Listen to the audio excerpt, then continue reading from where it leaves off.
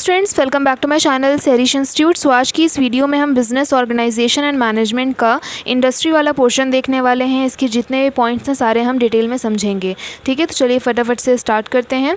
तो सबसे पहले आती है इसकी definition. So as you have learn, industry refers to the part of business activities which is concern with the production of want satisfying goods and services through utilisation of available materials resources. Industry utilizes the natural resources and transfer them for final consumption or further use. For example, farm, factories, mines, etc. make available a wide range of goods.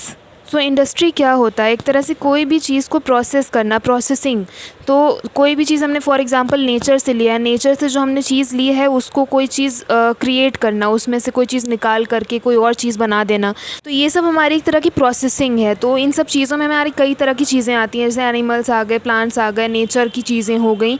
ठीक है, तो अब इसके भी हमारी classification है, जैसे कि आप लोग देख सकते हैं यहाँ पे 4 चीज़ें हैं। पहला है extractive industries, genetic industries, manufacturing industries and construction industries, जिनको हम डिटेल में एक एक करके समझते हैं। तो सबसे पहले हमारा आ जाता है extractive industries.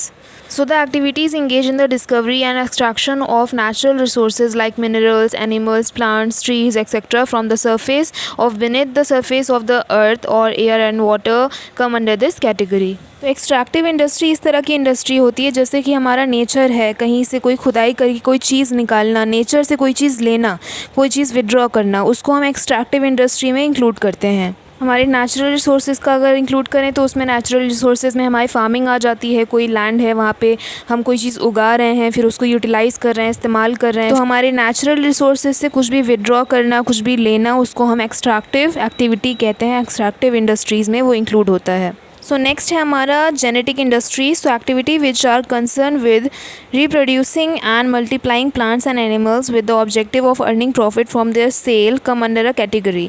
Example are nurseries and multiply and sell plants, poultry farm, cattle breeding farm, fish culture etcetera. तो इसमें जेनेटिक इंडस्ट्रीज़ नाम से क्लियर हो रहा है थोड़ा कि कोई भी चीज़ जो है उसको प्लस करना। फॉर एग्जांपल चाहे वो प्लांट हो, प्लांट हमने लगाया तो वो और ज़्यादा बढ़ेंगे, उसको हम फिर यूटिलाइज़ करेंगे, अपना आगे का काम करेंगे, तो उनसे एक तरह से काम लेना। इसी तरह से सेम एज़ एनिमल्स में भी होता है, like reproducing and multiplying plants and animals. ठीक है, मतलब एक तरह से अर्निंग प्रॉफिट के हिसाब से जो है एनिमल्स हो या प्लांट्स हो उनको मल्टीप्लाई करना। जैसे हमारा ब्रीडिंग है तो उसमें एनिमल्स जो हैं 2 से 3, 3 से 4, इस तरह से एनिमल्स बढ़ते जाएंगे, फिर हमारे आगे की प्रोसेस के लिए काम आएंगे। जस्ट लाइक नर्सरीज़ होती हैं, वहाँ पे बहुत सारे प्लांट्स होते हैं, फिर उनको हम आगे सेल करते हैं जब वो बहुत सारे प्लांट्स बन जाते हैं, उग जाते हैं अच्छे तरीके से। अब आता है हमारा मैन्युफैक्चरिंग इंडस्ट्रीज़।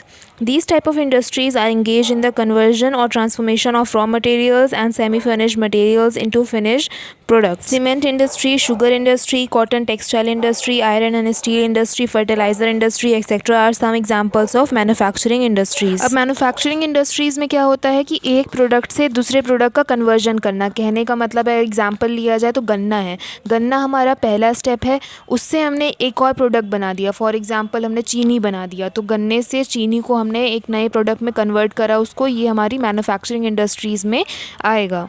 फिर आता है हमारा construction industries. These industries are engage in the construction activities like the construction of building, bridges, dams, roads, canal, railway lines, etc. These industries consume the products of manufacturing industries. Example bricks, cement, iron and steel. तो construction industries में इस तरह की चीज़ों के काम होते हैं। कंस्ट्रक्शन नाम से ही समझ में आ रहा है, मतलब कि कोई भी चीज़ को बिल्ड करना, बिल्डिंग बनाना, डैम्स हो गए, रोड हो गए, ये सब सारी चीज़ों को बिल्ड करना, रेलवे लाइंस हो गई, ब्रिजेस हो गई, बिल्डिंग्स को बिल्ड करना, ये सब सारी चीज़ें कंस्ट्रक्शन इंडस्ट्रीज़ में आती हैं। और यहाँ पे जैसे ब्रिक, सीमेंट, आयरन, स्टील, इस तरह की चीज़ों का इन्वॉल्वमेंट होता है। अब यहाँ स्क्रीन पे जो आप लोग टेबल देख रहे हैं, इससे आप लोगों को ठीक से समझ में आ जाएगा, सारी चीज़ें एक बार रिवाइज हो जाएंगी। तो इंडस्ट्रीज़ हैं, इंडस्ट्रीज़ में क्या क्या आता है? Extractive industries, genetic industries, manufacturing industries and construction industries. इनके क्या क्या पॉइंट्स हैं वो देख लीजिए। एक्सट्रैक्टिव इंडस्ट्रीज़ में एग्जाम्पल है माइनिंग हो गया, फार्मिंग, फिशिंग, क्वायरिंग, ये इस तरह की चीज़ें हो गई। जेनेटिक इंडस्ट्रीज़ में हमारे nurseries, fish culture, cattle breeding, poultry farms. और मैन्युफैक्चरिंग इंडस्ट्रीज़ में हमारे क्या आते हैं? आयरन एंड स्टील, फर्टिलाइज़र, वनस्पति, इलेक्ट्रॉनिक्स, इस तरह की चीज़ें आती हैं।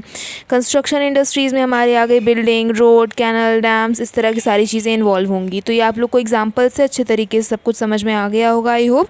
फिर भी कहीं पे डाउट होता है तो आप लोग मुझे कमेंट सेक्शन में कमेंट करके पूछ सकते हैं। तो चलिए फ्रेंड्स, आज की वीडियो में इतना ही। मिलते हैं नेक्स्ट वीडियो में एक नए टॉपिक के साथ। बाकी अगर आप लोग मेरे चैनल पे न्यू हैं तो फटाफट से चैनल को सब्सक्राइब कर लीजिए और उसी के बगल में बेल आइकन है, उसे ज़रूर से क्लिक कर लीजिएगा ताकि जब मैं वीडियोस डालूं तो आप तक जो है मेरी वीडियोस की नोटिफिकेशन पहुंच जाए। वीडियो पसंद आया हो तो प्लीज़ लाइक करिएगा, वीडियो को और बच्चों के साथ शेयर करिएगा ताकि उनकी भी हेल्प हो सके। मिलते हैं नेक्स्ट वीडियो में, तब तक के लिए stay safe, stay healthy and thanks for watching.